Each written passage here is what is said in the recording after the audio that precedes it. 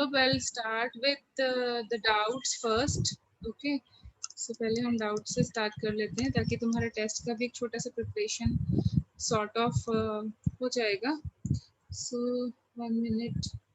Let me start. Okay, you have a problem in these questions. Let me go with those questions. This was discussed. Okay. चलो देखो एक question तो ये है 3 identified hydrogen as a limited. Come on, ये वाला question क्यों नहीं कर पाए? देखो सब लोग, आई थिंक ये तो सबसे हो जाना चाहिए इसमें. This question I've done. Then why you are asking me in doubts now? I have different questions. Shall I discuss this? ये वाला कि नहीं? ये किसका डाउट है?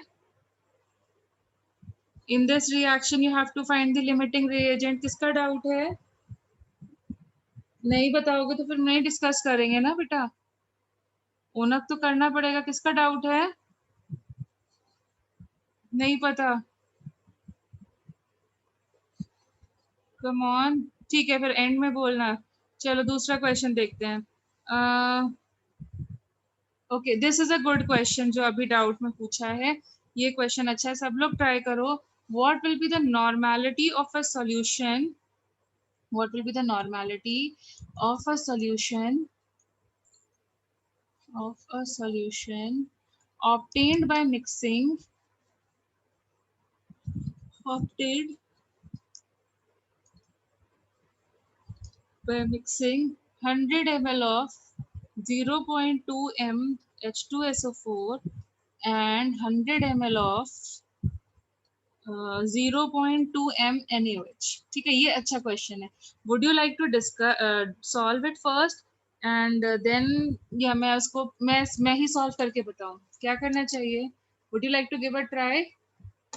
Yes, ma'am. Girls, Solve it. would you like to give a try to this question?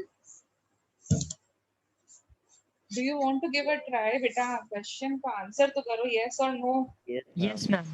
Okay, okay. Giving you 2 minutes. Try it out. Mentally सोचो कि तुम्हें क्या करना है इस क्वेश्चन में, and then देखते हैं कि हमने जो हमारा थिंकिंग प्रोसेस है वो सही जा रहा है या नहीं जा रहा.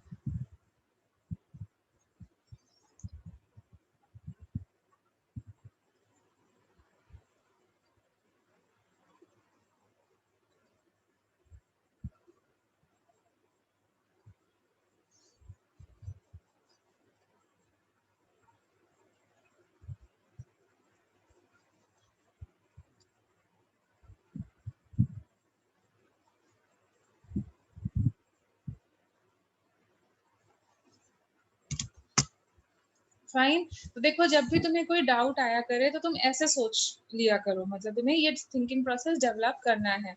M I audible? And you people are listening to me? Yes, ma'am. Yes, देखो ma'am. हमने जो चैप्टर पढ़ा था बेसिक कॉन्सेप्ट्स, उसमें हमारे पास क्या क्या चीजें थी, हम लोग उनको एक बार क्विकली रिवाइज कर लेते हैं. ठीक है, तो देखो उसमें यूज ऑफ परसेंटेज था, जिसमें हमने percentage of the element, empirical formula, ऐसा एक पार्ट पढ़ा था. याद आया? Yes, ma'am. फिर हमने एक पार्ट पढ़ा था जिसमें सिर्फ हम लोग किसके बारे में बात कर रहे थे? We were talking about mole concept. Mole को वेरियस टर्म्स में कन्वर्ट करने वाला पार्ट था. फिर उसके बाद थर्ड पार्ट था. तो तुम्हें ऐसे सोचना है, ठीक है? You have to do it in your mind whenever you are stuck in a question, because देखो आईआईटी तो हर बार नया क्वेश्चन लेके आएगा, नया कॉन्सेप्ट लेके आएगा, बट होगा तो सिलेबस से ही. तो हमें लगाना है, नहीं लगाना है, कैसे क्या करना है, उसका अप्रोच जो है वो ऐसे स्टार्ट होता है.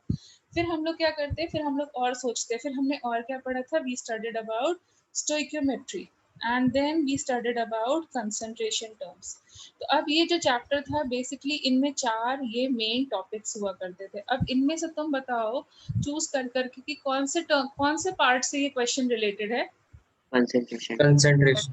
इतना तक तो हमने पहुंच गए, मतलब अब हमें इन तीनों के बारे में नहीं सोचना है. अब कंसंट्रेशन टर्म से मैंने तुमको इसीलिए मैं कैटेगरी करके बताती हूँ तुम्हें. एक तो किस टाइप के क्वेश्चन आते हैं? Straight forward. मैंने बोला था वेट दिया होगा, वॉल्यूम दी होगी, तुम्हें बोलेंगे मोलारिटी वगैरह निकालना है. एक टाइप के क्वेश्चन कैसे आते हैं? मैंने तुम्हें बोला था कन्वर्जन. मोलारिटी दी होगी, मोलारिटी निकालने को बोलेंगे या मोल फ्रैक्शन निकालने को. एक टाइप के क्वेश्चन आते हैं जिसमें एक रिएक्शन हो रही होती है, स्टोइकियोमेट्री. और फोर्थ टाइप के क्वेश्चन आते हैं मिक्सिंग एंड डाइल्यूशन से. सो अब खुद से देख के बताओ, रीड करो, तो ये किस कैटेगरी में लाई कर रहा है क्वेश्चन हमारा? Mixing and Mixing and mixing and dilution. Dilution, ठीक है। बट मैंने तुम्हें एक चीज और बताई थी, मिक्सिंग का एग्जांपल दिया था ना, हम लोग रूह अफ़ज़ा लेके आते हैं और फिर उसमें पानी डाल देते हैं, या फिर 2 रूह अफ़ज़ा के वो बना दिए और उनको दोनों को मिक्स कर दिया। तो जब भी हम मिक्सिंग एंड डाइल्यूशन की बात करते हैं तो हमें ये ध्यान रखना होता है कि सॉल्यूट जो है वो क्या होना चाहिए, सेम या डिफरेंट। मिक्सिंग का जब करते हो तो सॉल्यूट क्या होता है, रूह अफ़ज़ा को रूह अफ़ज़ा से मिक्स करते हो ना, ऑरेंज एंड रोज फ्लेवर नहीं मिक्स करते हो ना। Yes tell me, so tell me, don't you think mixing तभी पॉसिबल है, मिक्सिंग का जो कॉन्सेप्ट है वो तब पॉसिबल है कि सॉल्यूट क्या होना चाहिए, सेम नो सेम होना चाहिए, या फिर अगर 2 डिफरेंट सॉल्यूट्स भी हैं तो वो नॉन रिएक्टिंग सॉल्यूट्स होने चाहिए। Can you follow my point? Yes Yes, ठीक है। ma'am. बट हमारे सॉल्यूट देखो कैसे हैं, डिफरेंट है या सेम है, Different. मतलब ये कॉन्सेप्ट नहीं लगेगा। और क्या ये नॉन रिएक्टिंग है या रिएक्टिंग है? Reacting. रिएक्टिंग React- इसका मतलब है कौन, कंसंट्रेशन टर्म का तो क्वेश्चन है, लेकिन उसमें से भी किसका है, स्टोइकियोमेट्री का है, क्योंकि stoichiometry deals with chemical reaction and these two are reactants. Yes, ma'am. क्यों डी हटा करके मैंने सी ऑप्शन को चूज किया, तुम्हें समझ में आया? Yes ma'am Yes, ma'am. Stoichiometry बताओ कैसा सॉल्व करते थे, याद करो, मैंने उसमें भी स्टेप वाइज दिखाया था। तो पहले स्टेप में क्या लिखते थे, balance reaction. So what will be the balance reaction of H2SO4 and NaOH?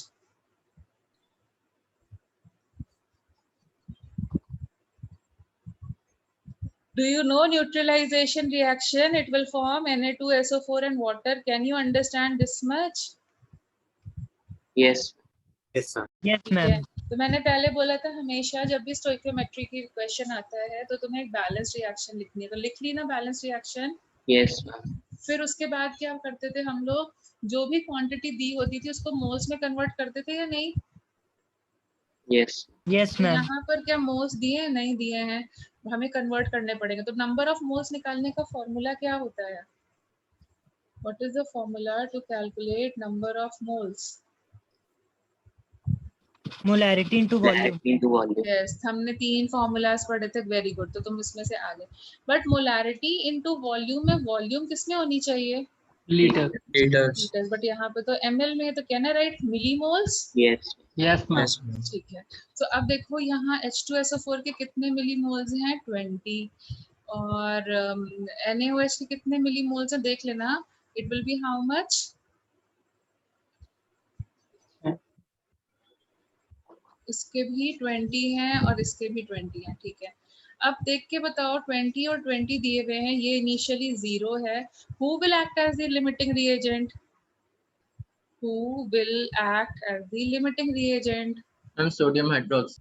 Yes, this is the limiting reagent. तो 2 क्वांटिटीज गिवन, देखो तुम याद करो स्टोइकियोमेट्री में भी मैंने तुम्हें बताया था 2 कैटेगरीज होती हैं, एक तो यूनिटरी मेथड वाली, एक लिमिटिंग रिएजेंट वाली। उसमें भी ये कौन सी कैटेगरी में हुआ, एक से ज्यादा क्वांटिटी गिवन होती है तो लिमिटिंग रिएजेंट वाली होती है या नहीं? यस देखो ऐसे थिंकिंग, ऐसे सोचना है तुम्हें क्वेश्चन को। एंड देखो जितने भी तुम कह सकते हो ना डिफिकल्ट क्वेश्चंस हैं, वो भी तुमसे होने स्टार्ट हो जाएंगे। इससे क्या होगा, तुम्हारे पूरा चैप्टर भी देखो, एक तो रिवाइज हो रहा है प्लस क्वेश्चन भी सॉल्व होना स्टार्ट हो जाएगा। ओके, तो जब भी तुमसे कोई क्वेश्चन नहीं सॉल्व होता है, जैसे तुम फॉर एग्जांपल आज घर में देखो, ये पढ़ने का तरीका भी पता होना चाहिए, वरना हम मतलब मेहनत भी हम करेंगे 8-8 घंटे लेकिन आउटपुट नहीं निकलेगा, and then you will lose the interest और यू विल फील डीमोटिवेटेड। तो इसलिए मैं बकवास नहीं कर रही हूँ, मैं तुम्हें सिर्फ पढ़ने का सही तरीका बता रही हूँ, टाइम नहीं वेस्ट कर रही हूँ, तुम्हें तरीका बता रही हूँ जो तुम्हें शायद जब तुम सीखो तब तक बहुत टाइम वेस्ट हो चुका हो। ठीक है, तुम्हारा कॉम्पिटिटर तुमसे आगे निकल चुका। तो पढ़ने का तरीका भी बहुत जरूरी है। तो पढ़ते कैसे हैं वो भी ध्यान दो, ठीक है। तो मैंने तुमको हर बार ही बोला है ना कि like you have to solve around 10 questions per day, I keep on telling you ना। Yes, ma'am. तो मतलब मैंने तुम्हें ऐसे भी बोला है कि भाई चलो संडे को तुम छोड़ दो, छुट्टी मना लो, तो एक टारगेट रख लोगे अपने को, कम से कम 60 क्वेश्चंस पर वीक करना है, इतना तो हम कर सकते हैं ना। यस रोज का 10 Yes, रखें, संडे मन है किसी दिन 15 कर लो, होमवर्क कम लग रहा है, केमिस्ट्री में मजा आ रही है, 15 कर लो, 20 कर लो, मतलब टारगेट ये है कि 60 होने चाहिए एक वीक के अंदर। Can you get it? अब ये क्लास वर्क हो सकते हैं, होमवर्क कर सकते हैं, कुछ भी हो सकता है। अब करने कैसे हैं, देखो कैसे करने हैं, मतलब हम सपोजिंग लेके बैठे आज 10 क्वेश्चंस करने बैठेंगे, ठीक है, तो हम 10 क्वेश्चंस करने के लिए बैठ गए। तो हमने क्या करना है, अच्छा फर्स्ट क्वेश्चन, सपोजिंग ऐसा होता है, फर्स्ट क्वेश्चन अरे ये तो समझ ही नहीं आ रहा है कि क्या है। सेकंड क्वेश्चन, ओहो ये तो बहुत डिफिकल्ट है, नहीं समझ में आ रहा। थर्ड क्वेश्चन, मतलब टाइम नहीं देना है, क्वेश्चन रीड किया, सोचा उसको, मैक्सिमम टू मैक्सिमम एक क्वेश्चन को 5 मिनट्स देने हैं। अगर तुम्हें लगता है 5 मिनट्स देने के बाद में भी क्वेश्चन नहीं हो रहा है तो तुम दूसरे क्वेश्चन पे स्विप कर जाओ। उसके ऊपर आधा घंटा क्यों नहीं हो रहा, क्यों नहीं हो रहा, क्यों नहीं हो रहा, ये नहीं है। और डीमोटिवेशन नहीं करना है, क्योंकि अब हम लोग अब तुम खुद ही देख लो, जब तुम लोग 10th में कहीं पर भी ट्यूशन वगैरह पढ़ते थे, अगर तुम फाउंडेशन बैच में नहीं थे तो तुम्हारी कितने घंटे की क्लास हुआ करती थी? Tell me. 10th स्टैंडर्ड में तुम पढ़ने तो कहीं ना कहीं जाते ही होगे ना, एक्स्ट्रा हेल्प ले ली होगी, ट्यूशंस लिए होंगे, कितने घंटे की क्लास हुआ करती थी? मैम 2 hours, 2 आवर्स की। वीक में कितने बार होती थी? 4 days. वीक में 4 डेज होती थी। और उसमें क्या क्या पढ़ाते थे? क्या क्या पढ़ाते थे उसमें? सिर्फ साइंस या सिर्फ फिजिक्स या सिर्फ केमिस्ट्री या सिर्फ मैथ्स या सिर्फ साइंस एंड मैथ्स? क्या पढ़ाते थे 4 डेज में? Science and math. Science and maths, ठीक है। तो अब देखो 4 2 जा 8 हो गया, 8 में 2 सब्जेक्ट्स पढ़ाए जाते थे, तो मतलब उनके पास स्कोप था एक ही चीज को बार बार रिपीट कर सके और तुम्हें अच्छे से उसे रटा सके, ठीक है। बट यहाँ पर देखो, अब हमारे वीक में कितनी क्लासेस होती हैं? कितनी क्लासेस होती हैं बताओ? 3 to 4. 3 to 4, मतलब नंबर ऑफ क्लासेस भी कम हो गई, कंटेंट भी ज्यादा है, तो इतनी पॉसिबिलिटी नहीं हो पाती है कि तुम्हें बार बार वही चीज को, छोटी सी बुक को रिपीट कराया जाए और रिटेन कराया जाए। तो उसको रिटेन करने का सबसे बढ़िया तरीका क्या, अपने आप से उसे 60 क्वेश्चंस पर वीक प्रैक्टिस करो, अपने आप चीजें तुम्हारी क्लैरिटी हो जाएगी। तो जब हम करने बैठे तो हमने 10 क्वेश्चन का सेट उठाया, फर्स्ट क्वेश्चन नहीं हो रहा है, डीमोटिवेट नहीं होना है, ठीक है। क्योंकि जो तुम्हारी पहले की किताबें होती थी ना, तुमने देखा होगा उसमें पहले इजी क्वेश्चन होते थे, धीरे धीरे they used to increase the level. Do you agree with this or not? Yes. Yes, ma'am. But Yes, now, ma'am. now you are in class 11th, you have chosen yourself PCM, मतलब तुमने खुद fight करना choose किया है, तो इसलिए वो लोग लिबर्टी नहीं दिखाएंगे, वो increasing order of difficulty level नहीं रखेंगे। वो हो सकता है क्वेश्चन नंबर फर्स्ट जो है वो पूरे पेपर का सबसे डिफिकल्ट क्वेश्चन रखना है, because it is a psychological test also, जो इसमें कॉन्फिडेंस को बरकरार रखेगा और जो मतलब वही लंबा रेस का घोड़ा रहेगा इस टाइप से, मतलब दैट पर्सन विल विन। सो उसके लिए तुम्हें अगर लगता है कि फर्स्ट क्वेश्चन नहीं हो रहा है, थोड़ा और सोचा, नहीं हो रहा है, कोई बात नहीं है, डीमोटिवेट नहीं होना है, सेकंड पे जाओ, सेकंड पे फिर ट्राई किया, नहीं हुआ, फिर थर्ड पे जाओ, थर्ड बाई चांस हो गया, ठीक है, गुड है। तो कॉन्फिडेंस बढ़ेगा कि नहीं जब थर्ड हो जाएगा? Yes, बोलो, ma'am. ठीक Yes, है। ma'am. फिर डी किया, ये भी हो गया, फिर हमने अलग किया, फिर ये भी हो गया, ऐसे करते गए होते चले गए, ठीक है। ये क्वेश्चन भी हो गया, ये क्वेश्चन भी हो गया, ऐसे करते गए। फिर क्या करना है, और एक क्वेश्चन करना है, आंसर देखना है, ऐसा नहीं करना है। ये होने के बाद अब आंसर्स देखो, ठीक है, अब आंसर्स देखो, fine, go and see the answers. ना आंसर देखने के बाद हो सकता है कि तुम्हारे बाकी क्वेश्चन सही हो, लेकिन ये क्वेश्चन गलत हो जाए, ये क्वेश्चन गलत हो जाए, और ये क्वेश्चन कैसे हो गए, नॉट अटेम्प्टेड, मतलब out of 10 questions you did 3 became incorrect and 2 you did not attempt। ऐसा पॉसिबिलिटी है? Yes, ma'am. तो Yes, ma'am. अगर तुम पहली बार कोई क्वेश्चन करने बैठे हो, कोई सेट ऑफ क्वेश्चंस करने बैठे हो और तुमसे 50% क्वेश्चंस हो रहे हैं ना, मतलब it is a good thing, okay, it is good enough, क्योंकि आईआईटी में भी 60% आराम से लाओगे, एक रैंक मिल जाएगी। तो एम ही हमारा 60% है, अभी हमसे 50% हो रहा है, it is good enough. You should not feel demotivated, या ऐसे नहीं समझना चाहिए कि मुझे फिजिक्स नहीं समझ में आ रही, मुझे केमिस्ट्री नहीं समझ में आ रही, मुझे मैथ्स नहीं समझ में आ रही। अगर तुमसे 50% क्वेश्चन हो रहे हैं, 40 से 50% पहली बार में, तो it's good, it is a good sign. Can you follow me? Yes, ma'am. Yes, ma'am. और ऐसे नहीं यार, ऐसे नहीं डरना है कि पहला क्वेश्चन होना ही चाहिए, वो चीज भी दिमाग से निकाल दो, अब नहीं होता, पॉसिबल नहीं हो पाता है। फिर उसके बाद में जो तुम्हारे 3 इनकरेक्ट क्वेश्चंस हुए, मतलब तुम्हें ये कॉन्सेप्ट क्लियर था, ये कॉन्सेप्ट क्लियर था, तभी तो तुमने रिस्क लिया उसको सॉल्व करने का। तो इनकरेक्ट क्यों हुआ होगा? एक ही रीजन होगा, तुमने सिली मिस्टेक की होगी। बोलो, इनकरेक्ट क्यों हुआ होगा? तुमने रिस्क लिया सॉल्व करने का, मतलब तुम्हें वो चीज आती है, कॉन्फिडेंट है तुम्हारे अंदर, लेकिन क्यों गलत हुआ होगा? जनरली सिली मिस्टेक्स होती है कि नहीं, जिसकी वजह से आंसर गलत आता है? Yes, ma'am. ठीक है, Yes. अपनी सिली मिस्टेक्स रेक्टिफाई करो, देखो क्या है। अब खुद देखो, सपोजिंग तुम एक सिली मिस्टेक करते हो, मतलब 2/100 करना होता है और उसको लिखना चाहिए 0.02, बट तुम 0.2 लिख के आ जाते हो बाय मिस सपोजिंग। ये एक छोटी सी मिस्टेक तुम बार बार कर रहे हो, तो ये कितने दिन करोगे? पहली बार करोगे, दूसरी बार करोगे, चौथी बार करोगे। After 1 week if you keep on doing this repeated mistake and after 1 week supposing there comes a point 8/100, उसको डेसिमल में लिखना है, तो तुम बताओ अभी भी मिस्टेक करोगे क्या? 6 दिन बाद भी कंटिन्यूअस मिस्टेक करने के बाद, do you think on the 7th or 8th day will you commit the same mistake, और your brain will give you a signal, no no no, I we do a mistake, I should be careful. What do you think? Yes, ma'am. You will get a signal ना। तो इससे क्या होता है, इस method से पढ़ाई करने से हमारी जो सिली मिस्टेक्स होती हैं वो रेक्टिफाई होना स्टॉप हो जाती है ऐसे पढ़ने से। ठीक है, अगर तुम क्वेश्चन देख करोगे और फिर आंसर साइमल्टेनियसली देख लोगे तो तुम्हें दिखे, तुम्हें मिस्टेक तो तब भी दिखेगी, बट तुमको अरे ये छोटी सी मिस्टेक है, क्योंकि स्कूल में आदत पड़ जाती है छोटी छोटी गलतियां करने की, and you will keep on committing. But when you will give yourself a score out of 10 every day and you will see your scores are not satisfactory, so you will start avoiding your silly mistakes at least। अरे ये 2 question बचा दिए तो कम से कम हमारे marks तो बढ़ जाएंगे, ये चीजें दिमाग में आना स्टार्ट हो जाएगा, थोड़ी बनियागिरी करना स्टार्ट कर दोगे, अरे नहीं नहीं ऐसे नहीं, ऐसे करना चाहिए। Can you get it? Yes, ma'am.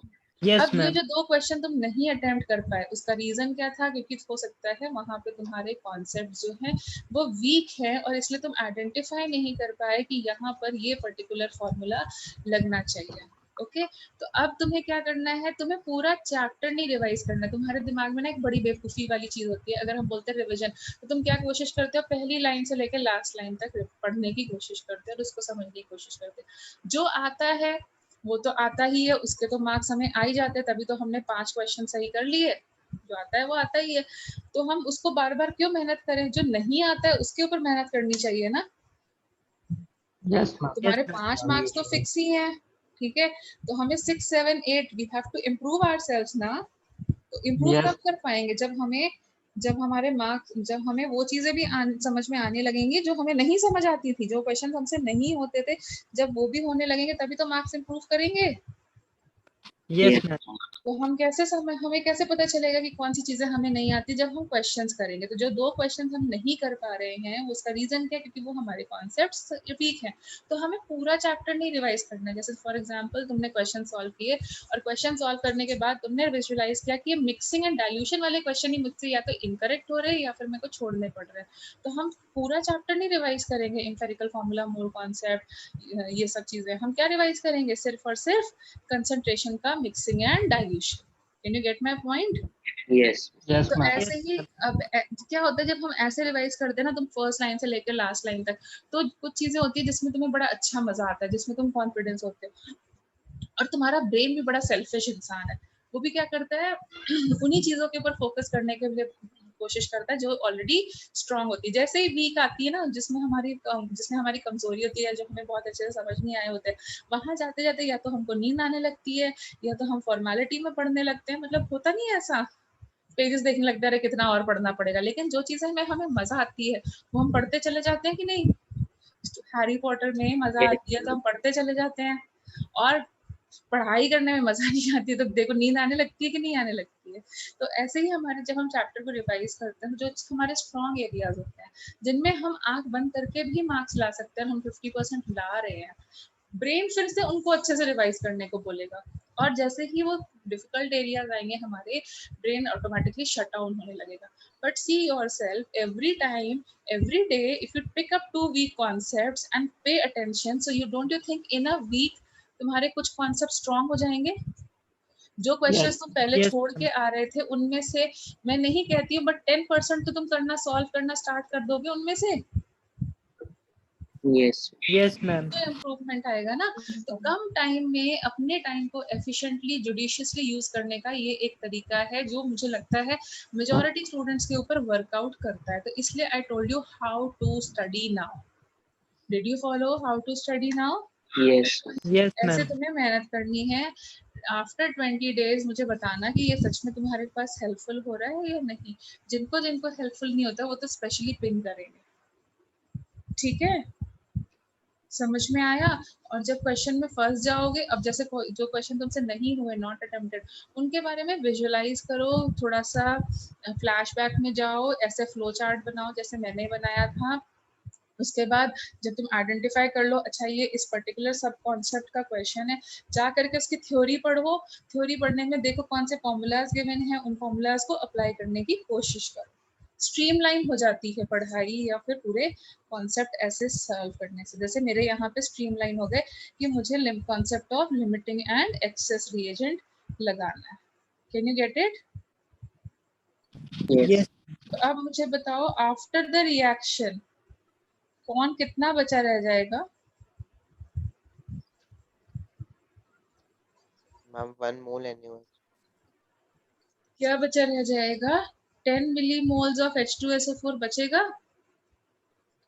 Check करो। Yes, ma'am. तो Yes. देखो, एक टाइप का क्वेश्चन ऐसे पूछा जा सकता है, ऐसे दे दिया जाए and they will ask you what is the nature of resulting solution. So what is the nature of resulting solution? Acidic. Acidic. देखिए एसिड बच रहा है तो it will be Acidic. Solution. ठीक है, sorry, nature of resulting solution तो वो acidic होगा। Can you get it? Yes. ma'am. Okay, अब देखो ये एसिड कितना बच रहा है? 10 मिलीमोल्स। कितने वॉल्यूम में बच रहा है? तो क्या हम मोलारिटी ऑफ रिजल्टिंग सॉल्यूशन निकाल सकते हैं? क्या हम निकाल सकते हैं? 10 मिलीमोल्स बच रहा है और वॉल्यूम कितनी हो गई? वॉल्यूम कितनी है? 100 प्लस 100 नहीं बेटा, volume gets added when you are mixing, volume gets added. So ये मिस्टेक नहीं करनी है, इट विल बिकम 200। कितना हुआ? 1/20. 0.05 हुआ। Yes. चेक करो। ठीक है, अब लेकिन उन्होंने तो पूछी है नॉर्मेलिटी, तो नॉर्मेलिटी और मोलारिटी में क्या रिलेशनशिप होता है?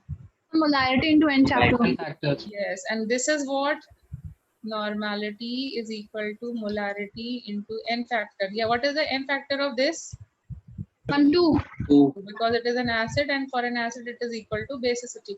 So what will be the molarity? It will be 1/20 into 2, that is 1/10, or you can say 0.1 m. Did you get how to solve the question now, Yes. ma'am. everyone?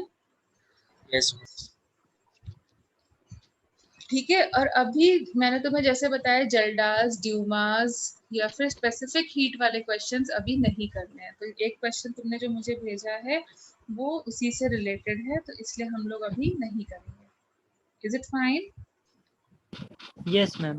Yes, ma'am. ठीक है, okay, this is also a very good question. तो ये शायद तुम्हारे package का ही question है, so check it out. We'll solve this one also. It is 20 ml of XMHCl. Okay, is completely एक मिनट, क्या लिखा हुआ है? Completely neutralized by Na and further 5 ml of, बेटा मिथाइल ऑरेंज और मिथाइल रेड जहां जहां आ जाएगा ना, वहां अभी क्वेश्चन नहीं करना है, क्योंकि वो टाइट्रेशन से रिलेटेड है और वो तुमने अभी नहीं पढ़ा है। ठीक है, तो ये तुम्हारा जो क्वेश्चन है उसमें मिथाइल ऑरेंज आ गया है, और ये भी नहीं करना है अभी। इक्विवेलेंट वेट ऑफ M, तो ये अभी दोनों नहीं करने हैं। ओके, इनका एक और इजी मेथड है,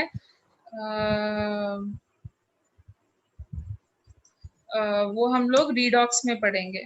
ओके, बाद में करेंगे, अभी नहीं कर रहे हैं। तो एक और है, okay, this is a very good question, चलो ये ट्राई करो। ये है 10 ml of 1 ml surfactant solution. ये वैसे अभी तुम्हें करना नहीं चाहिए क्योंकि ये सरफेस केमिस्ट्री का क्वेश्चन है। Forms a monolayer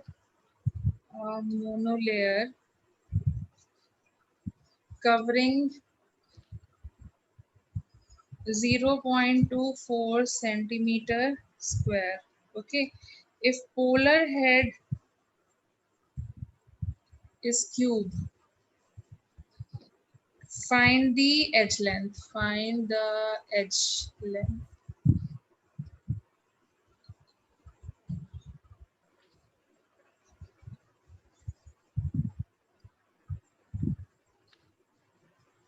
this monolayer.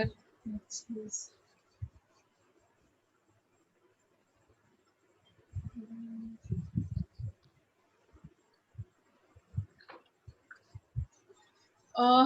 चलो इसको ट्राई कर सकते हो to some extent. So see how will you do this type of questions. अभी तो मुझे नहीं लगता कोई भी कर पाएगा. तो यहाँ पर देखो मिलीमोल्स ऑफ सरफेक्टेंट की बात करी जाए तो हम निकाल सकते हैं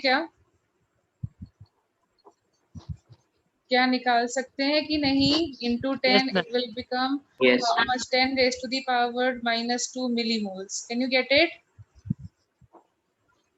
Can you get it? Yes, ma'am. ठीक है. तो अब देखो इन्होंने क्या दिया है हमें कि ये जो इतने पार्टिकल्स हैं, मतलब एक कुछ है, एक कवरिंग है, तो उसमें ये इतने पार्टिकल्स जो हैं वो ऐसे इसको ढक लेते हैं. ठीक है, ढक लेते हैं, ऐसे कवर कर लेते हैं. Can you get it? What does the question से? Yes, ma'am. Okay, it is covering, fine, and it is covering making only one layer. ठीक है, इसके फर्दर लेयर नहीं बन रही है. तो अब ये इतने मिलीमोल पार्टिकल्स जो हैं वो इनको कवर कर लेते हैं. ठीक है. अब जो monolayer covering this forms a monolayer covering this much. ठीक है, वैसे ये सेंटीमीटर क्यूब नहीं होना, स्क्वायर होना, क्यूब होना चाहिए क्योंकि वॉल्यूम में कवर कर रहा है. ठीक है. तो ये can you tell me the number of particles? How many particles will be there? 1 mole means 6 into 10 raised to the power minus 20. तो moles को particles में convert करो तो कितने हो जाएंगे? Can I say like this? Can I say like this? Yes, ma'am. Yes. So now see 6 into 10 raised to the power 18 particles का जो वॉल्यूम है वो है 0.24 cc. एक पार्टिकल का कितना वॉल्यूम होगा वो निकाल सकते हो?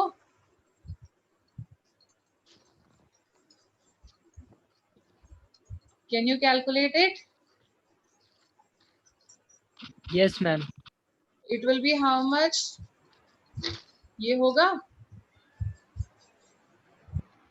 चेक करो. चलो स्क्वायर. Yes. ठीक है, तो ये चेक करो, अब खुद से चेक करो. अब उन्होंने दे दिया है हमें कि एक पार्टिकल का ये सेंटीमीटर स्क्वायर है, ये एक पार्टिकल का इतना सेंटीमीटर स्क्वायर है. तो ये एक क्यूब की तरह है, तो कितना एरिया कवर करेंगे? What is the area of this square? Cube का जो एरिया, जो पार्टिकल को हम रखेंगे तो वो नीचे एक स्क्वायर के बराबर एरिया पकड़ेगा कि नहीं? एक शुगर क्रिस्टल को रखोगे किसी चीज के ऊपर कवर करने के लिए, तो sugar crystal is cubical in shape, तो वो उसका एक मतलब 2 डायमेंशन कवर करेगा ना. Yes. Yes, ma'am. ठीक है. तो what is the area which you are covering, which is covered by these many particles? It is how much? 1 particle का एरिया. हाँ, तो अब देखो 1 पार्टिकल का एरिया इतना आ गया, तो एज लेंथ कैसे निकालेंगे? a स्क्वायर होगा कि नहीं फॉर 1 पार्टिकल का area? Okay. And a stands for side edge length, जिसको ये लोग बोल रहे हैं एज लेंथ. उसका साइड का लेंथ कितना है? तो a की वैल्यू कितनी हो जाएगी? 2 into 10 raised to the power minus 20 minus 10. ठीक है, और -10 सेंटीमीटर्स में होगी, तो इसको पिकोमीटर्स या नैनोमीटर्स में कन्वर्ट कर लेना. आई थिंक मैंने तुम्हें बहुत क्लियरली नहीं समझाया, तो मैं दोबारा एक्सप्लेन कर रही हूँ. Now listen to it. Shall I? Yes. Now see, Yes, हमने ma'am. मिलीमोल्स ऑफ पार्टिकल्स निकाल लिए जो कि उस सरफेस को कवर कर रहे हैं. इतना समझ में आया? Yes. अब कैन यू टेल मी, अगर तुम्हारे पास मोल्स हैं तो कितने पार्टिकल्स मिल करके उस एरिया को कवर कर रहे हैं? नंबर ऑफ पार्टिकल्स निकाल सकते हो क्या? Yes, ma'am. तो हमने नंबर ऑफ पार्टिकल्स निकाल लिए. ठीक है. अब नंबर ऑफ पार्टिकल्स जब हमने निकाल लिए तो फिर हमें पता है कि टोटल एरिया जो हम कवर कर रहे हैं वो इतना कवर कर रहे हैं. तो स्क्वायर, एक क्यूब का एरिया कैसा होता है? स्क्वायर. एक क्यूब का एक फेस होता है, वो स्क्वायर होता है कि नहीं? Yes, ma'am. Yes, ma'am. और जो फेस होगा वो कवर कर रहा होगा ना. Yes. Yes, ma'am. ठीक है. तो एक पार्टिकल कितना एरिया ले रहा है हमने निकाल लिया. फाइन, एक पार्टिकल इतना एरिया कवर करता है. So check it, what will be the area, what will be the side length of the side? एक पार्टिकल इतना एरिया कवर करता है तो a square will be the area of the side, Yes, ma'am. Yes. and that's what I have calculated, 4 into 10 raised to the power minus 10. तो a क्या हो जाएगा? 2 into 10 to power minus Yes. 10. ठीक है, but जो मेरे को options दिए गए हैं ना, वो ऑप्शंस जो हैं वो नैनोमीटर्स, पिकोमीटर्स और इन सब में दिए हुए हैं। तो तुम्हें आता है पिकोमीटर्स, नैनोमीटर्स आता है? Do you know these are No, ma'am. the distances which are used, which is used to measure very small distances? So there is 1 nanometer. 1 nanometer इसको हम लिखते हैं nm. nm का मतलब होता है 10 raised to the power minus 9 meters. Then there is picometer. Picometer, picometer का मतलब होता है 10 raised to the power minus 12 meters.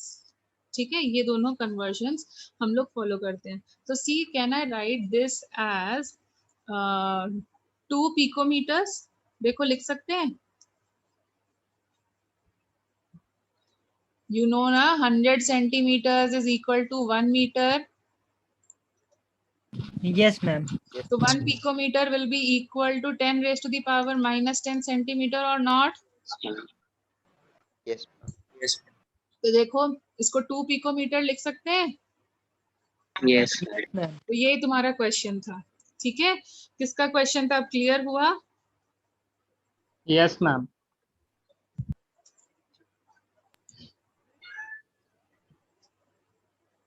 ठीक है,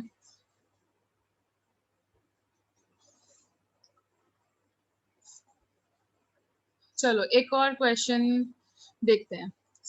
ये देखते हैं। So there is a compound, the combustion of, मतलब I am very happy that you people are solving questions, okay, क्योंकि जितना सॉल्व करोगे तुम्हें खुद का कॉन्सेप्ट क्लियर होगा।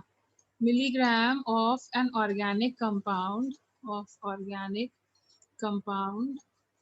produces 8.45 milligram of CO2 and 3.46 milligram of water. ठीक है भाई, what is the mass percentage of carbon and hydrogen in the organic compound? ठीक है, तो ऑप्शंस दिए गए हैं अपने को 54.4 and 9.1. Then option B is 9.1 and 54.4.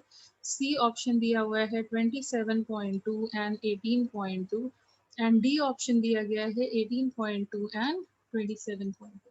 तो देखो हमें हाइड्रोकार्बन नहीं पता कि क्या है, but can I assume that the hydrocarbon is containing X atoms of C and Y atoms of H? Yes, ma'am. तो जब हम इसका कंबशन कराएंगे तो कितना CO2 मिलेगा? देखो मैंने बताया था ना, X moles of CO2 मिलता है और Y/2 moles of water मिलता है कि नहीं? Yes, ma'am. See, if I burn 1 mole of hydrocarbon, I will get X moles of CO2 and Y/2 moles of water or not? Yes, ma'am. Yes, So ma'am. now see from the question, how many moles of CO2 I am getting? It is 8.45 upon 44 millimole, क्योंकि milligram है, Yes, ma'am. and this will be how much? 3.46 upon 18 millimole. Can you check it? Yes, ma'am. Yes, ma'am. और ये कितना moles होगा? 4.24 upon, can I say 12x plus y, और ये देखो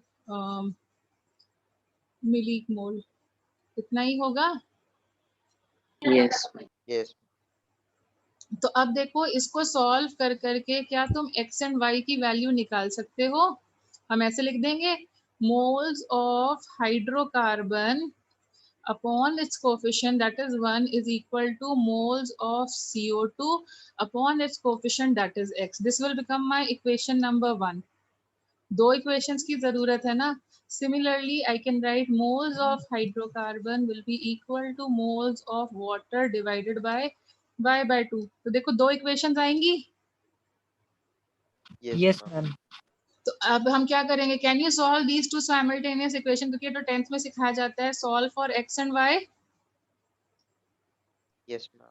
तो Yes, अब ma'am. अगर तुम्हें x y पता चल जाएगा, तो अगर मुझे परसेंटेज ऑफ कार्बन निकालना है, तो अपन कैसे निकालेंगे, 12x divided by 12x plus y into 100। Yes, ma'am. And percentage of hydrogen कैसे निकालेंगे, y upon 12x plus y into 100। Can you solve it now? Yes. Yes, ma'am. ठीक है, तो ये काफी टिपिकल क्वेश्चंस पे तुम लोग चले गए हो, मतलब अच्छी बात है, बट बाकी लोग इतना डिमोटिवेट मत होना। मतलब हमारा जो टेस्ट आएगा ना, वो इससे कंपैरेटिवली सिंपल होगा, ठीक है। मैम टेस्ट मैम किस प्लेटफॉर्म से होगा? A day before they will tell you, okay. Okay ma'am. Okay, so shall we move ahead? Yes. All things done? Ma'am मेरा एक डाउट था। बोलो, सेंड करो। मैम सेंड कर दिया। बेटा दोबारा कर दो, क्योंकि वो नीचे चले जाते हैं, एक सारे बैचेस के साइमल्टेनियसली आते रहते हैं ना। Okay ma'am.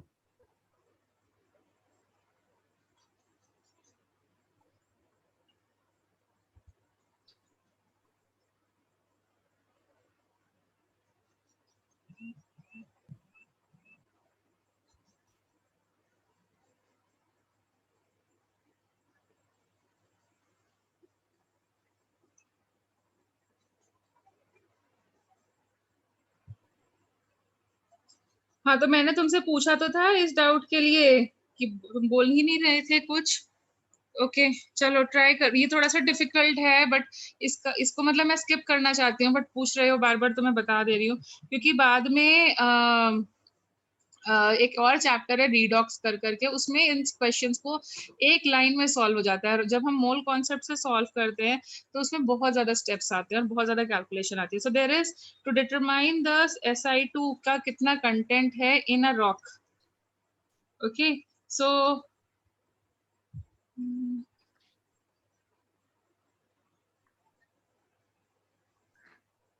अरे ये बहुत रिएक्शन बेस्ड है ये, अभी तुम्हें ये सब रिएक्शन सिलिकॉन की कराई नहीं है क्या, कैलिन वगैरह की, तो अभी तुम ये नहीं कर पाओगे, अभी के लिए स्किप करो। मैंने तुम्हें बता ही दिया था कि कौन कौन सी रिएक्शन से क्वेश्चंस आ सकते हैं, बताया था ना। Decomposition reaction of carbonates, neutralisation, simple synthesis reaction. Didn't I give you a list of reaction जिनसे क्वेश्चंस आ सकते हैं?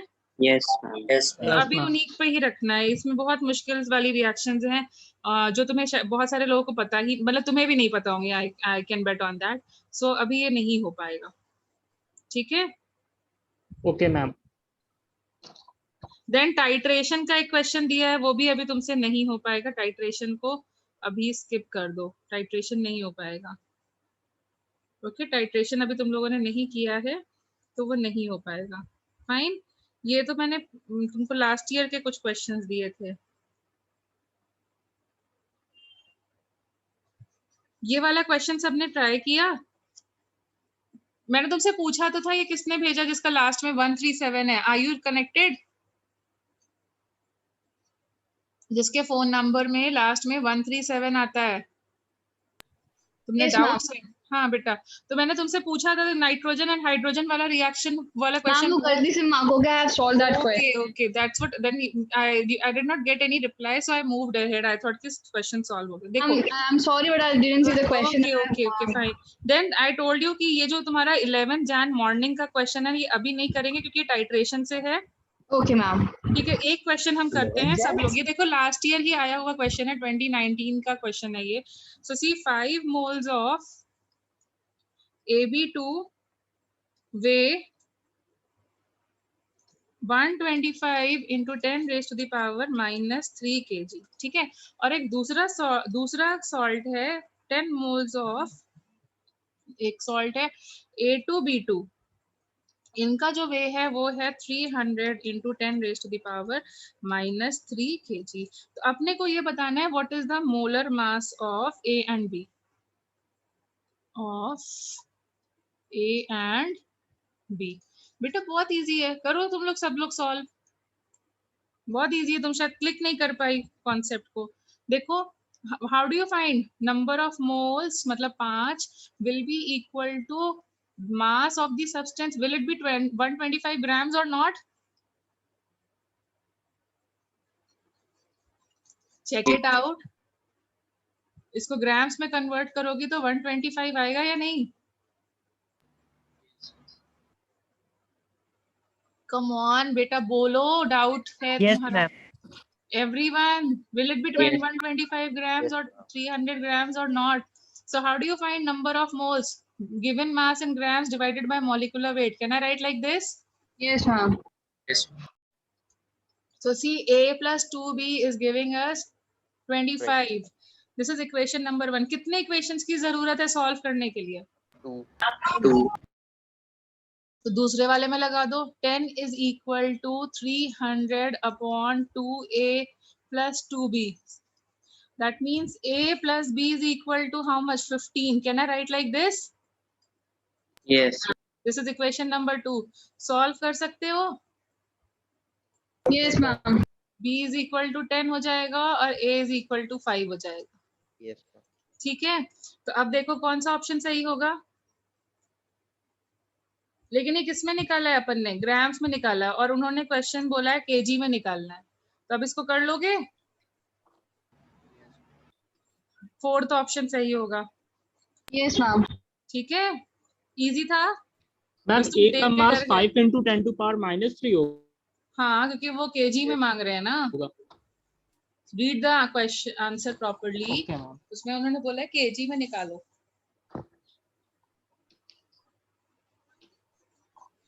और ये देखो 2019 का जेई मेंस का क्वेश्चन है। ठीक है, तो इजी लगा। और मैंने तुम्हें शायद लास्ट जो मैंने वर्कशीट तुम्हें सेंड करी थी लास्ट क्लास में, मैंने 2019 के सारे शिफ्ट्स के क्वेश्चन भी सेंड किए थे ना? Yes. Yes, ma'am. Were Yes, you able ma'am. to do them? Yes. तो सी योरसेल्फ किस टाइप के क्वेश्चंस आते हैं। तो मतलब जो भी हमने पढ़ा है वो सेटिस्फैक्टरी है ना हमारे जेई के लिए? भाई प्रूफ हमारे सामने है, हमने जेई के क्वेश्चंस कर लिए, भाई जेई तो सॉल्व करना है ना, तो हम कर पा रहे हैं ना क्वेश्चंस। Yes, ma'am. Yes, तो हमने ma'am. कुछ कम नहीं पढ़ा, हमने कुछ ज्यादा नहीं पढ़ा, हमने जितना हमें रिक्वायरमेंट है हम ज्यादा नहीं पढ़ देंगे। गूगल पढ़ा हुआ है, अपनी लाइफ लॉन्ग पढ़ते रहना। आईआईटी की लाइब्रेरी ना डिजिटल है, लाइक आईआईटी की भी, फाइन। तो वहां पे तो इतना कंटेंट पढ़ा है पढ़ने के लिए, जब मर्जी आए पढ़ लेना। लेकिन इन 2 साल कम पढ़ो, लेकिन ऐसा पढ़ो जो एग्जाम में हमें आउटपुट ज्यादा दे। Okay, you can not make your 25 hours into 48 hours। तो मैं ये नहीं कहूंगी ज्यादा पढ़ो, लेकिन इतना पढ़ो कि तुम्हारे मार्क्स, मतलब जो भी तुम पढ़ो, मतलब अगर तुमने 1 मिनट टाइम दिया है तो वो मार्क्स में कन्वर्ट होना चाहिए। ठीक है, 10 घंटे पढ़ो और मार्क्स ना ला पाओ तो उस पढ़ने को मैं in Indian system of studies it is not counted as work, isn't it? If you don't get an output, is it counted as work? तो तुम बहुत पढ़ के गए, रात भर पढ़ के गए और 0 लेके आए, तो घर वाले क्या बोलेंगे? पढ़ के गए थे कि नहीं पढ़ के गए थे? तो क्या होता है घर में रिएक्शन?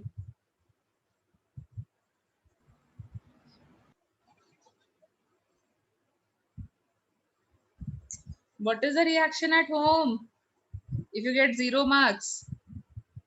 क्या बोलेंगे? नहीं बेटा बहुत मेहनत करके गए थे, कि क्या बोलेंगे बिल्कुल पढ़ के नहीं गए थे? बताओ। Scolding only. हाँ, है ना? तो हमें मतलब ऐसे पढ़ाई करनी है कि हमारे मार्क्स आने चाहिए। तो तुम्हें अब खुद लगा कि अगर हम जेई मेंस का क्वेश्चन देने जाते और सिर्फ मोल कॉन्सेप्ट के क्वेश्चन आते तो हम मार्क्स लेके आते? मार्क्स सब लोग अचीव कर पाते कि नहीं? Yes, ma'am. Yes, ma'am. Okay, good. So देखो, अब तुम लोगों को यही करना है, रोज का 10 क्वेश्चन सॉल्व करना है लाइक टेस्ट तक के लिए, और जो उसके डाउट्स आएंगे ऐसे ही तुम्हें बीच बीच में पूछते रहना है। Fine, so let's proceed.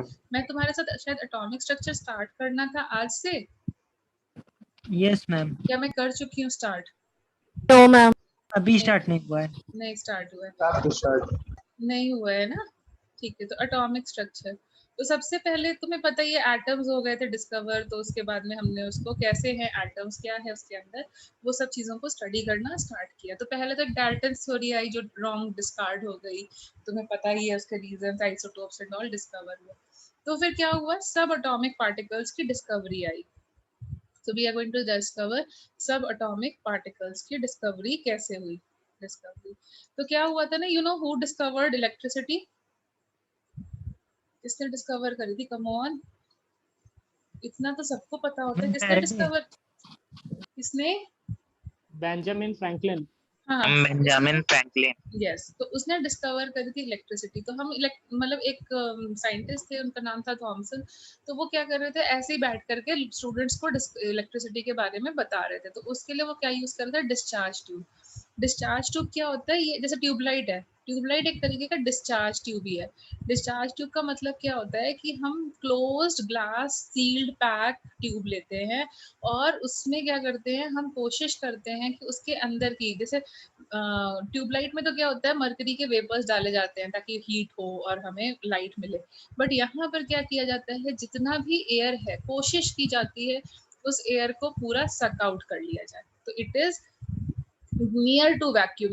Vacuum तो हम नहीं क्रिएट कर सकते, but it is near to vacuum because सारा प्रेशर इसमें से निकाल लिया गया, सारी डिस्टर्बेंस गैस की जो है वो निकाल ली गई है। Can you understand this much?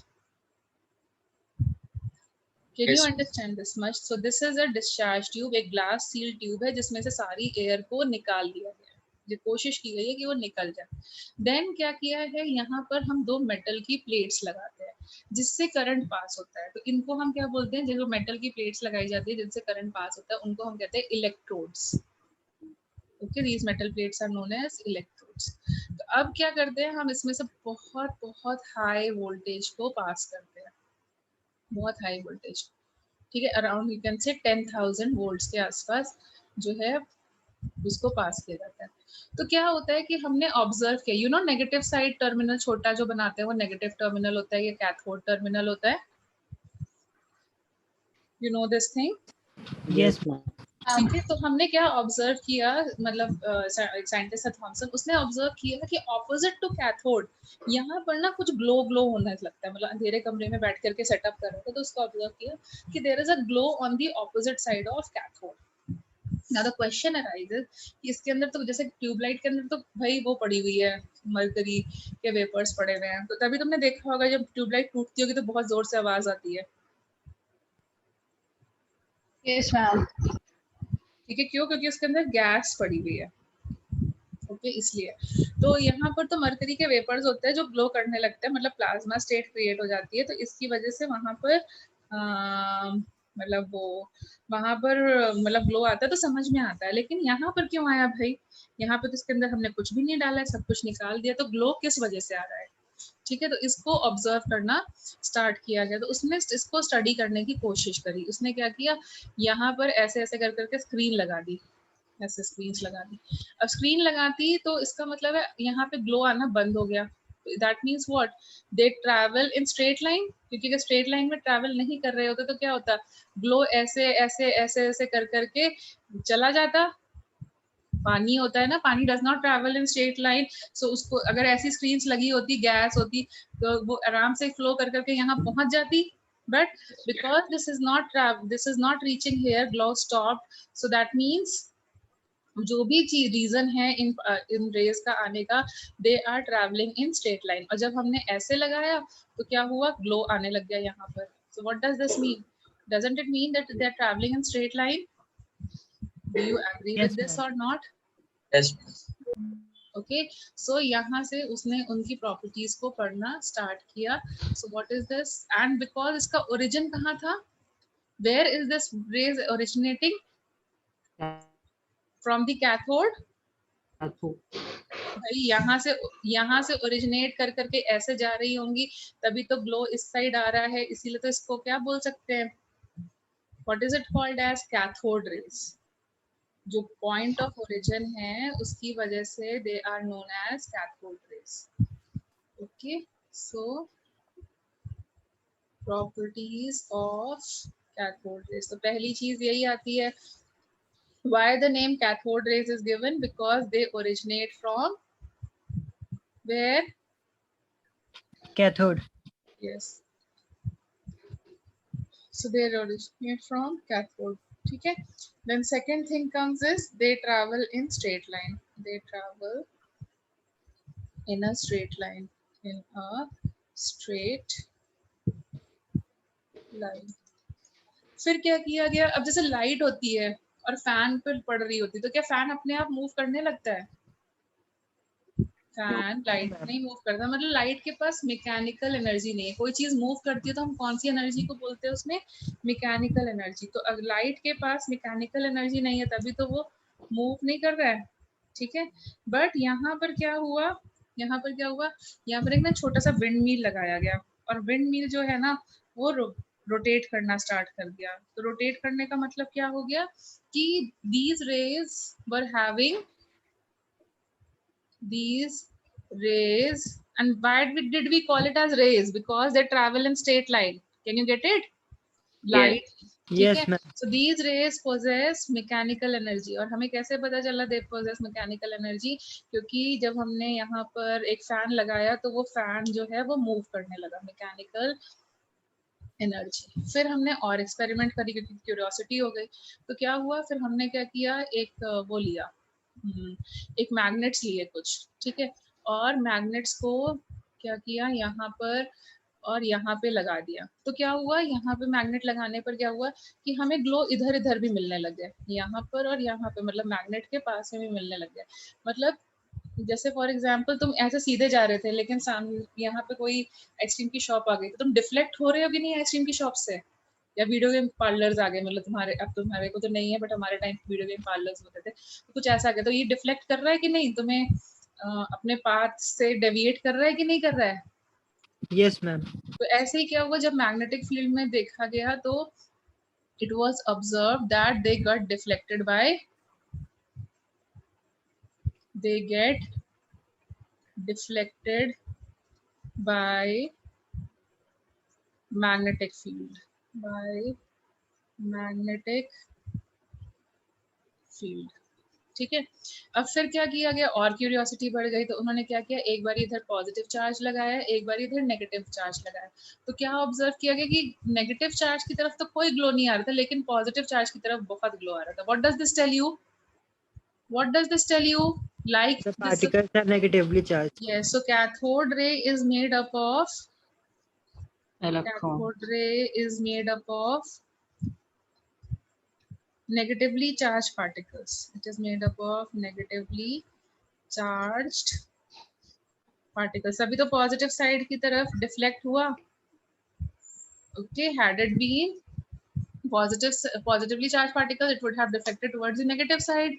Can you agree? Yes. ठीक है। फिर उसके बाद में क्या किया गया, इनका ना हमने कभी ना यहाँ पे जो भी गैसेस हैं या मेटल ऑफ इलेक्ट्रोड्स जो है, कभी गोल्ड रख दिया, कभी एल्यूमिनियम रख दिया, ऐसे कर करके चेंज करते गए। तो तब हमें दिखा कि कभी भी ग्लो का जो इंटेंसिटी है वो चेंज ही नहीं हो रहा, मतलब वो फर्क ही नहीं पड़ता, आप गोल्ड लेते हो, आप सिल्वर लेते हो, आप एल्यूमिनियम लेते हो, किसी से फर्क नहीं, कोई भेदभाव नहीं, हमेशा ग्लो सेम आ रहा है। So that means cathode rays are independent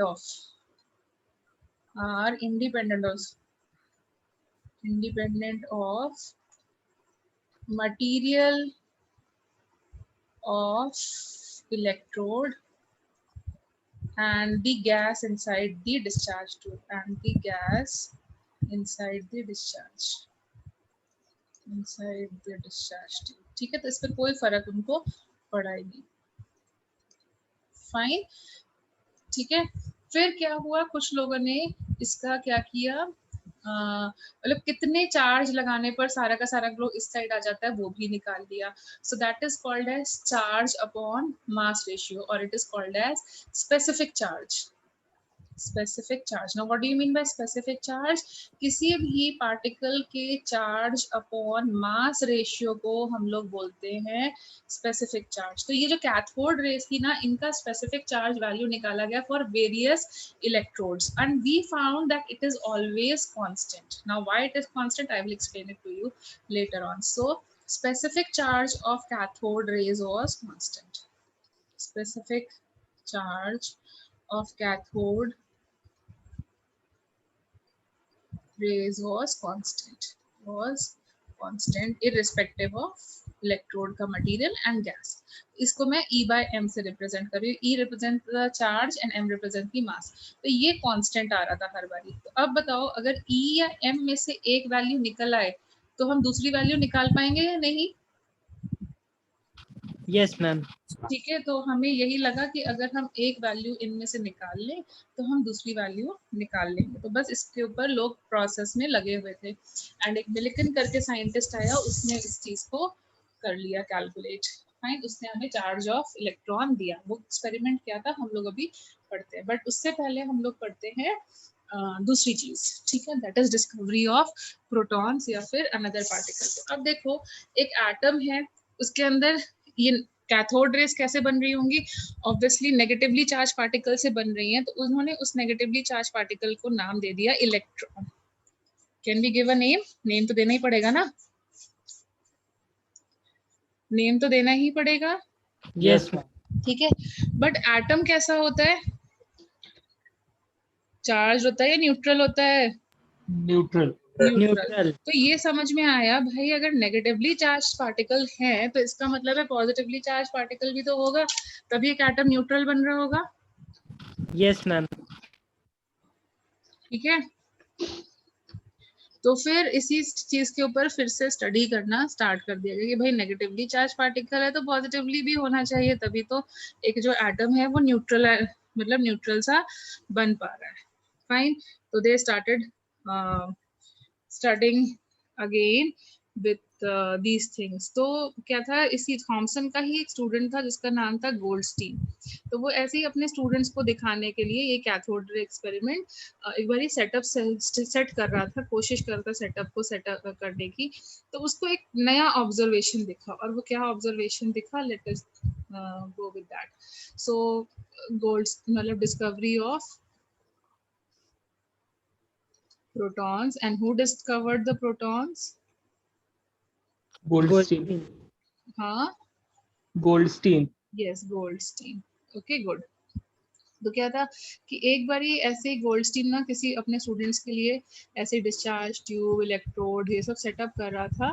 तो मतलब हो सकता है कि बाकी लोगों को भी दिखा हो, बट उन्होंने इग्नोर कर दिया, बट गोल्डस्टीन एकदम पीछे पड़ गया कि भाई ऐसा क्यों हो रहा है। तो उसने ऑब्जर्व किया कि भाई कैथोड के ऑपोजिट साइड ग्लो आ रहा है। आई डू एग्री, क्योंकि कैथोड से आ रहा है, but he observe that there is a very faint glow coming here also on the opposite side of anode. तो ही गॉट क्यूरियस कि भाई ये क्यों हो रहा है। कैथोड के ऑपोजिट साइड आता है, समझ में आता है क्योंकि कैथोड जनरेट करता है, बट एनोड के ऑपोजिट साइड क्यों आ रहा है? एनोड के ऑपोजिट साइड क्यों आ रहा है भाई? उसमें बड़ी क्यूरियोसिटी मच गई। ठीक है, तो ही स्टार्टेड एनालाइजिंग। तो उसे थोड़ा और अच्छा करने के लिए क्या किया, उसने इसकी लोकेशन को थोड़ा सा शिफ्ट कर दिया। उसने यहाँ ना रख करके उसको थोड़ा मिडिल में ले आया। उसको लगा शायद उसकी शैडो पड़ रही है, मुझे लग रहा था इसने थोड़ा सा मिडिल में लाने की सोची कैथोड एनोड इस तरफ से। ठीक है, यहाँ पे रखी तो ग्लो क्या हुआ, थोड़ा और अच्छा आने लग गया, और क्यूरियस हो गया। उस नेक्स्ट टाइम उसने क्या किया, उसने परफोरेटेड कैथोड यूज किया। परफोरेटेड कैथोड समझ रहे हो, जैसे घर में छन्नी होती है जिसमें छेद होते हैं ना, समझ गए? Yes, ma'am. Perforated cathode. ठीक है, तो जब परफोरेटेड कैथोड यूज किया तो क्या हुआ, जो ग्लो आ रहा था ना वो कैसा आना स्टार्ट हो गया, छेद छेद से निकलना। मतलब सोचो तुम्हारे डार्क रूम में बैठे हो, एक लाइट जला दी है और ऐसे निकलना स्टार्ट हो जाएगा। तो ग्लो जो निकलेगा, लाइट जो निकलेगी वो कैसे निकलेगी? Will it come in the form of you know these layers like this and then this, ऐसे निकलेगी कि नहीं? Yes. Yes, तो ma'am. मतलब you know what is a canal? Canal Yes, ma'am. नालियां बनाते हैं जैसे, तो ये Yes. देखो ये छोटी छोटी नालियां टाइप की नहीं बन रही हैं। मतलब जैसे क्या होता है, रिवर से वाटर को जब हमें वहां लाना होता है, लाइक फील्ड्स पे लाना होता है, खेतों पे लाना होता है, तो वो लोग क्या कर देते हैं कि वो लोग छोटी छोटी यू नो चैनल्स बना लेते हैं। These are called as canals. Yes, ma'am. तो इसी तरीके से कैनाल टाइप से ऐसे फ्लो करना स्टार्ट किया। So these rays are also called as Canal rays. Canal rays. So what is the origin of these rays? Obviously anode hai, so that's why they were also called as anode. And why they are called as rays? Because they also travel in straight line. Can you get it? Yes, ma'am. Origin plus they also travel in straight line. फिर यहाँ पे भी fan रख दिया गया तो it also started moving, मतलब इनके पास भी मैकेनिकल एनर्जी है, they also have mechanical energy. फिर इनके ऊपर भी मैग्नेटिक फील्ड लगाई गई तो ये डिफ्लेक्ट हो गए, so they get deflected by magnetic field. Same जैसे मतलब पहले जैसे था ना वैसे ही they also get deflected by magnetic field. Then हमने क्या किया, फिर इलेक्ट्रिक फील्ड लगाई, सो हमें पता चला कि ये नेगेटिव साइड जा रहे थे, मतलब these are made up of some positively charged particles. ठीक है. And the second turning point जो यहाँ पर ऑब्जर्व हुआ वो ये ऑब्जर्व हुआ कि जैसे जैसे हमने इलेक्ट्रोड का मटेरियल चेंज किया, मतलब गोल्ड लगाया, सिल्वर लगाया, एल्यूमिनियम लगाया, कुछ भी लगाया, तो जो इंटेंसिटी होती थी वो चेंज हो रही थी. ठीक है. जो हमें ग्लो मिलना चाहिए वो चेंज हो रहा था. हमने गैस का मतलब जो अंदर भरी हुई थी वो चेंज करी तो वो सब चेंज हो रहा था.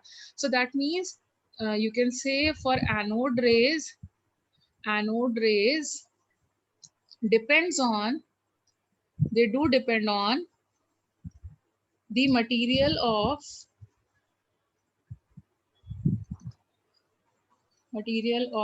electrode and the gas inside the discharge. ठीक है.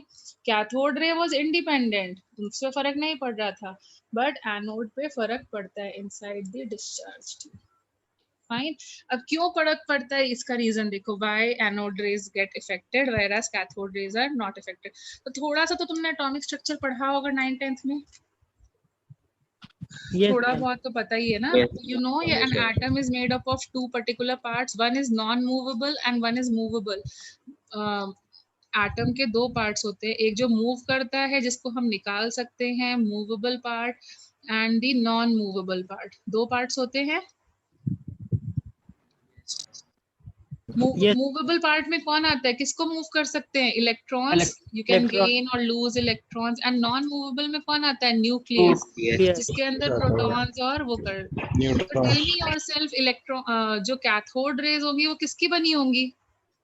Electrons. Yes, it is just a stream of electrons. तो इलेक्ट्रॉन्स चाहे सोडियम के हों, चाहे पोटेशियम के हों, चाहे कैल्शियम के हों, चाहे आयरन के हों, सेम होंगे कि नहीं. Yes, ma'am. Yes, सेम ही ma'am. होते हैं. अगर नहीं सेम होते तो तुमने आयनिक बॉन्ड्स पढ़े होंगे जहां पे हमें इलेक्ट्रॉन गेन या लॉस के बारे में बात करते. तो अगर सेम नहीं होते तो हम गेन और लॉस इजीली नहीं कर पाते ना. देखो जैसे ब्लड ग्रुप होता है तो सेम ब्लड ग्रुप होता है तो उसका ट्रांसफ्यूजन इजी होता है, बट अगर डिफरेंट होता है तो नहीं करते हैं ना. Yes. ठीक है. तो अगर इलेक्ट्रॉन्स हर एक एलिमेंट के सेम नहीं होते तो क्या loss and gain of electrons हो पाता. No. No, ma'am. No, ma'am. पाता ना, वो एक्सेप्ट ही नहीं करता उसको, भाई मैं तुम क्या, तुम नहीं हो मेरे लायक, नहीं हो पाता. तो कैथोड रेज जो होती हैं they are made up of electrons, and electrons चाहे किसी भी मटेरियल के लो they are always same. So that is why electrons of all elements are same. So that is the reason जो उनका स्पेसिफिक चार्ज रेशियो था वो constant आ रहा था, क्योंकि charge of the electron and mass of the electron will be same, and it is independent of. समझ में आया क्यों इंडिपेंडेंट था. Yes. ठीक है. Yes, but ma'am. जो एनोड रेज बनेंगी वो किसकी बनेंगी, एनोड रेज किसकी बनेगी, न्यूक्लियस की बनेगी कि नहीं बनेगी. Yes. It Yes, is made up of nucleus. तो हर एक न्यूक्लियस के ऊपर जो चार्ज होगा और मास होगा वो डिफरेंट होगा कि नहीं. जैसे फॉर एग्जांपल हमने सोडियम ले लिया तो इसका E/m लिखेंगे तो उसका चार्ज कितना होता है, 11 प्रोटॉन्स के बराबर चार्ज होगा. इतना तो तुमने पढ़ा है ना. What will be the charge of the nucleus of sodium. Yes, ma'am. Yes, ma'am. 11 is the atomic number, it will contain 11 protons, Yes. Yes, ma'am. and 23 is the mass number, so it will contain 23, like this or not. Yes. Yes, This is ma'am. the charge rate, E/m ratio of sodium. Supposing I take potassium, so now 19 will be the charge and 39 will be the mass. Different values hain. Yes, ma'am. So that is why anode rays depends on the material of electrode and the discharge tube के अंदर कौन सी gas है, क्योंकि वो depend करता है कि element का चार्ज क्या है और मास क्या है। But cathode rays are independent. Reason समझ में आ रहा है? Yes. ये सबसे Yes, ma'am. इम्पोर्टेंट एक क्वेश्चन है। बाकी तो तुमने डिस्कवरी वगैरह खुद से ही पढ़ी है, उसमें कुछ ज्यादा एक्सप्लेन करने को था नहीं, बट ये एक पॉइंट ऑफ एक्सप्लेनेशन यहाँ पर था। Can you follow? Yes, ma'am. Yes, ma'am.